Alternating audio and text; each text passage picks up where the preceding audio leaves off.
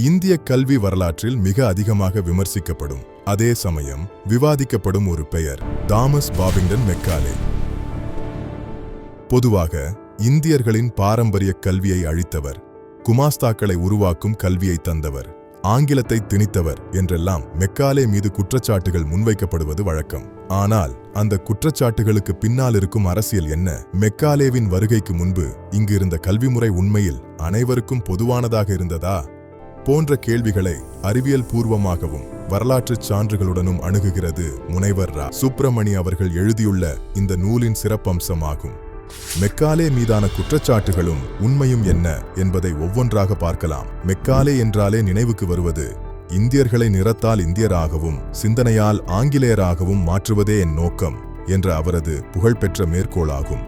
ஆனால் இந்த நூல் அந்த மேற்கோளின் மறைக்கப்பட்ட இரண்டாம் பாதியை வெளிச்சத்திற்கு கொண்டு வருகிறது. அது என்ன? மெக்காலேவின் முழுமையான நோக்கம் இந்திய மொழிகளை அழிப்பது அல்ல, மாறாக ஆங்கிலத்தின் வழியாக நவீன அறிவியலை இந்தியர்களுக்கு கற்றுக் கொடுத்து அந்த அறிவை கொண்டு இந்திய தாய்மொழிகளை செழுமைப்படுத்தி மற்றும் மேலை நாட்டு அறிவியல் கலைச்சொற்களை இந்திய மொழிகளுக்கு கொண்டு வருவதே அவரது நீண்டகால திட்டமாக இருந்தது என்பதை நூலாசிரியர் சுட்டிக்காட்டுகிறார். பழைய கல்வி முறையின் மீதான விமர்சனங்கள் ஏன் முன்வைக்கப்பட்டது?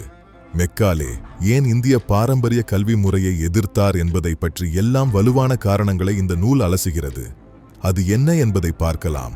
அன்றைய 1835 காலகட்டத்தில் இந்திய பாடத்திட்டங்களில் இருந்தவை மருத்துவம் என்ற பெயரில் மந்திரவாதம், வானியல் என்ற பெயரில் ஜோதிடம் மற்றும் மூட நம்பிக்கைகள், வரலாறு என்ற பெயரில் 30 அடி உயரமுள்ள அரசர்கள் 30,000 ஆண்டுகள் ஆட்சி செய்தார்கள் என்பது போன்ற நம்பகத்தன்மையற்ற புராணக் கதைகள், பூகோளம் என்ற பெயரில் பார்க்கடலும் நெய்க்கடலும் இருப்பதாக போதிக்கப்பட்ட பாடம்.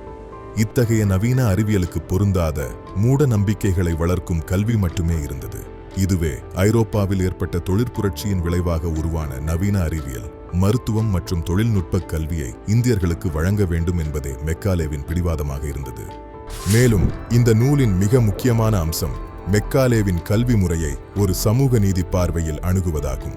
ஆங்கிலேயர் வருகைக்கு முன்பு இந்தியாவில் நிலவிய திண்ணை பள்ளிக்கூடம் மற்றும் குருகுல கல்வி ஆகியவை அனைவருக்கும் பொதுவானவை அல்ல. அவை குறிப்பிட்ட சாதியினருக்கானதாக அதில் பார்ப்பனர்கள் மட்டுமே இருந்தன.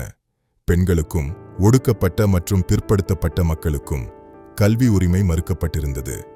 மெக்காலே கொண்டு வந்த பொது கல்வி முறைதான் ஆயிரக்கணக்கான ஆண்டுகளாக கல்வி மறுக்கப்பட்டிருந்த அடித்தட்டு மக்களுக்கு கல்வி வாசலை திறந்துவிட்டது. மகாத்மா ஜோதிராவ் பூலே, அண்ணல் அம்பேத்கர், தந்தை பெரியார் போன்ற சமூக சீர்திருத்தவாதிகள் மெக்காலேவின் கல்வி முறையை ஆதரித்ததன் பின்னணி இதுவே என்பதையும் நூல் நினைவூட்டுகிறது. ஆங்கில கல்வி முறை இந்தியர்களுக்கு என்ன மாற்றங்களுக்கு உதவியது என்ற அவசியத்தை பார்க்கலாம். ஆங்கிலேயர்கள் வணிகத்திற்காக வந்தாலும் அவர்கள் கொண்டு வந்த ரயில்வே, அச்சு இயந்திரங்கள் மற்றும் தொழிற்சாலைகளை இயக்கத் தேவையான தொழில்நுட்ப அறிவு இந்தியர்களிடம் இருக்கவில்லை. இந்திய மொழிகளில் அதற்கான கலை சொற்களும் இல்லை. இந்த இடைவெளியை நிரப்பவே ஆங்கில கல்வி புகுத்தப்பட்டது. இது இந்தியர்களை வெறும் குமாஸ்தாக்களாக மாற்ற அல்ல, மாறாக உலகளாவிய நவீன அறிவை நோக்கி அவர்களை திசை திருப்பவே உதவியது என்று நூல் வாதிடுகிறது. இந்நூலின் நோக்கம் மெக்காலேவை ஒரு ஹீரோவாக கொண்டாடுவதற்காக எழுதப்படவில்லை என்று நூலாசிரியர் தெளிவுபடுத்துகிறார். மாறாக வரலாற்றை விருப்பு வெறுப்பின்றி வாசிக்க வேண்டும். வெறும் உணர்ச்சிபூர்வமான தேசப்பற்று முழக்கங்கள் நம்மை மீண்டும் இருண்ட காலத்திற்கே அழைத்துச் செல்லும். இன்று நாம் அனுபவிக்கும் அறிவியல் வளர்ச்சி, சாதி பேதமற்ற கல்வி வாய்ப்பு ஆகியவை மெக்காலே விதைத்த விதையிலிருந்து முளைத்தவையே என்று நூலாசிரியர் தெளிவுபடுத்துகிறார். வரலாற்றின் பக்கங்களில் மறைக்கப்பட்ட உண்மைகளை எப்போதும் சுமந்து கொண்டிருக்கின்றன என்பதை நாம் அறிந்தவையே. மெக்காலேவின் கல்வித் திட்டம் என்பது மொழி திணிப்பு அல்ல, அது இந்திய மொழிகளை நவீனமயமாக்கிய ஒரு மாபெரும் முயற்சி.